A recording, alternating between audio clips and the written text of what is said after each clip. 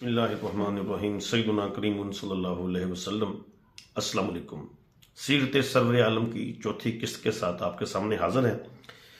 پڑھنے سے پہلے آپ کو یہ بات بتا دوں کہ جو میں نے پہلے دو کتابیں پڑھی ہیں مولانا اسحاق بن جسار کی اور اعجاز احمد صاحب کی، وہ ذرا سمجھنے میں آسان ہے۔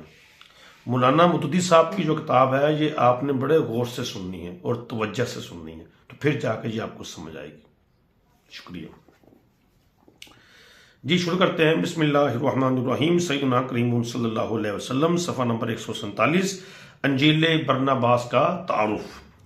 قبل اس کے کہ اس انجیل سے نبی صلی اللہ علیہ وسلم کے متعلق حضرت عیسیٰ علیہ السلام کی بشارتیں نقل کی جائیں، اس کا مختصر تعارف کرا دینا ضروری ہے تاکہ اس کی اہمیت معلوم ہو جائے اور یہ بھی سمجھ میں آ جائے کہ عیسائی حضرات اس سے اتنے ناراض کیوں ہیں۔ بائبل میں جو 4 انجیلیں قانونی اور معتبر قرار دے کر شامل کی گئی ہیں، ان میں سے کسی کا لکھنے والا بھی حضرت عیسیٰ علیہ السلام کا صحابی نہ تھا، اور ان میں سے کسی نے یہ دعویٰ بھی نہیں کیا ہے کہ اس نے حضرت علیہ السلام کے صحابیوں سے حاصل کردہ معلومات اپنی انجیل میں درج کی ہیں۔ جن ذرائع سے ان لوگوں نے معلومات حاصل کی ہیں، ان کا کوئی حوالہ انہوں نے نہیں دیا ہے جس سے یہ پتہ چل سکے کہ راوی نے آیا خود وہ واقعات دیکھے اور وہ اقوال سنے ہیں جنہیں وہ بیان کر رہا ہے، یا ایک یا چند واسطوں سے یہ باتیں اسے پہنچی ہیں۔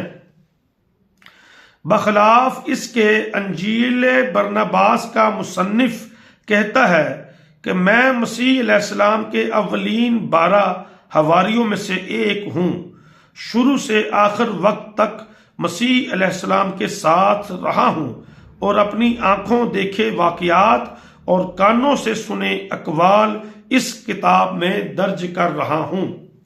یہی نہیں بلکہ کتاب کے آخر میں وہ کہتا ہے کہ دنیا سے رخصت ہوتے وقت حضرت مسیح علیہ السلام نے مجھ سے فرمایا تھا کہ میرے متعلق جو غلط فہمیاں لوگوں میں پھیل گئی ہیں ان کو صاف کرنا اور صحیح حالات دنیا کے سامنے لانا تیری ذمہ داری ہے۔ یہ برناباس کون تھا؟ بائبل کی کتاب اعمال میں بڑی کثرت سے اس نام کے ایک شخص کا ذکر آتا ہے جو قبرص کے ایک یہودی خاندان سے تعلق رکھتا تھا۔ مسیحیت کی تبلیغ اور پیروان مسیح کی مدد و اعانت کے سلسلے میں اس کی خدمات کی بڑی تعریف کی گئی ہے، مگر کہیں یہ نہیں بتایا گیا ہے کہ وہ کب دین مسیح میں داخل ہوا، اور ابتدائی 12 حواریوں کی جو فہرست 3 انجیلوں میں دی گئی ہے، اس میں بھی کہیں اس کا نام درج نہیں ہے۔ اس لیے یہ نہیں کہا جا سکتا کہ اس انجیل کا مصنف وہی برناباس ہے یا کوئی اور متی اور مرکز نے حواریوں کی جو فہرست دی ہے۔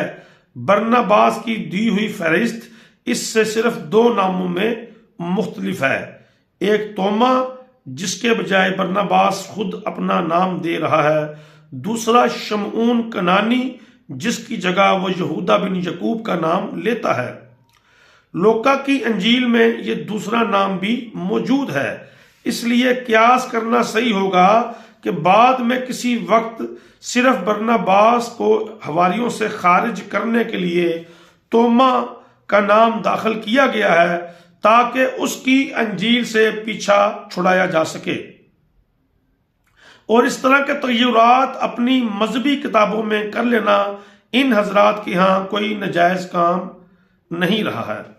اس انجیل کو اگر کوئی شخص تعصب کے بغیر کھلی آنکھوں سے پڑھے اور نئے عہد نامے کی 4 انجیلوں سے اس کا مقابلہ کرے تو وہ یہ محسوس کیے بغیر نہیں رہ سکتا کہ یہ ان 4 سے بدرجہ برتر ہے۔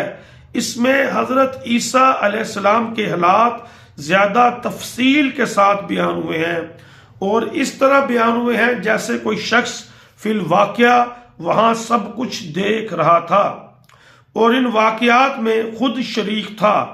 چاروں انجیلوں کی بے ربط داستانوں کے مقابلے میں یہ تاریخی بیان زیادہ مربوط بھی ہے اور اس سے سلسلہ واقعات بھی زیادہ اچھی طرح سمجھ میں آتا ہے۔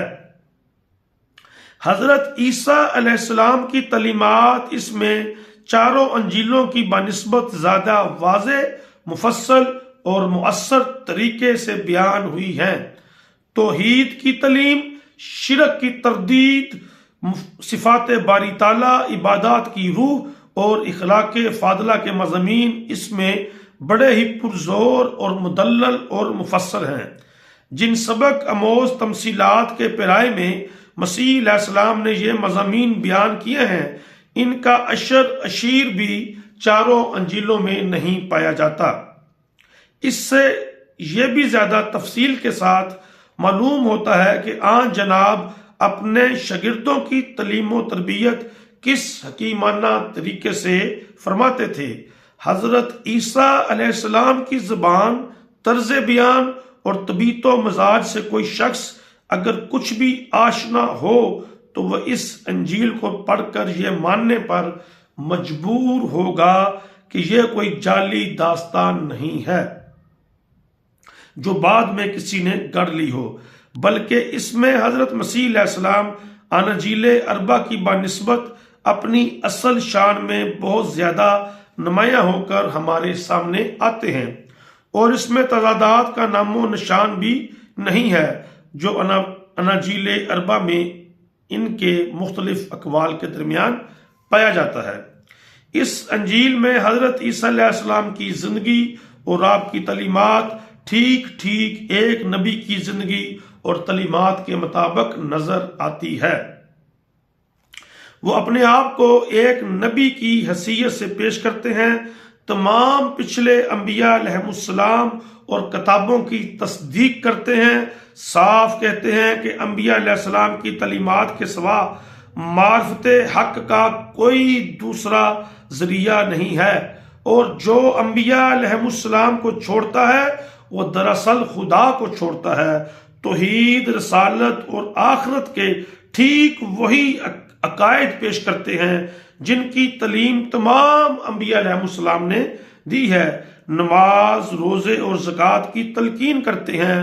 ان کی نمازوں کا جو ذکر بکثرت مقامات پر برناباس نے کیا ہے، اس سے پتہ چلتا ہے کہ یہی فجر، ظہر، عصر، مغرب، عشاء اور تہجد کے اوقات تھے جن میں وہ نماز پڑھتے تھے اور ہمیشہ نماز سے پہلے وضو فرماتے تھے۔ انبیاء میں سے وہ حضرت داؤد و سلیمان علیہ السلام کو نبی قرار دیتے ہیں، حالانکہ یہودیوں اور عیسائیوں نے ان کو انبیاء کی فہرست سے خارج کر رکھا ہے۔ حضرت اسماعیل علیہ السلام کو وہ ذبیح قرار دیتے ہیں اور ایک یہودی عالم سے اقرار کراتے ہیں کہ فی الواقعہ ذبیح حضرت اسماعیل علیہ السلام ہی تھے، اور بنی اسرائیل نے زبردستی کھینچ تان کر حضرت اسحاق علیہ السلام کو ذبیح بنا رکھا ہے۔ آخرت اور قیامت اور جنت و دوزخ کے متعلق ان کی تعلیمات قریب وہی ہیں جو قرآن میں بیان ہوئی ہیں۔ جی معزز سامعین، قسط نمبر 4 کا اختتام ہوا، صفحہ نمبر 149 تک پڑھا۔ وما علینا الا البلاغ یا حیو یا قیوم۔